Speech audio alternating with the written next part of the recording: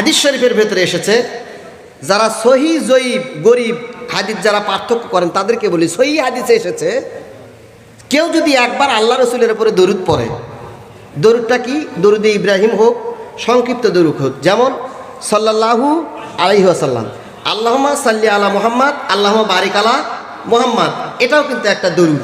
দরুদে ইব্রাহিম এটাও কিন্তু একটা দরুদ। সংক্ষিপ্ত দরুদ কেউ যদি আল্লাহ রসুলের উপরে একবার পড়ে, তার উপরে আল্লাহর 10টি রহমত নাজিল হয়। সহি হাদিস। কেউ দলিল চাইলে আসেন, আমি দেখাচ্ছি। 2 নাম্বার, কেউ যদি আল্লাহ রসুলের উপরে একবার দরুদ পড়ে, তাহলে তার গুনার খাতা থেকে 10টি বড় বড় গুনাহ কেটে দেওয়া হয়। সুবহানাল্লাহি বিহামদি। শুধু তাই নয়, কেউ যদি একবার আল্লাহ রসুলের উপরে দরুদ পড়ে, তাহলে আল্লাহ রব্বুল আলামিন বলেন যে ওই বান্দার জন্য আল্লাহর রহমত তো খোলা থাকে এবং তার গুনাহ 10টি কাটা হয়।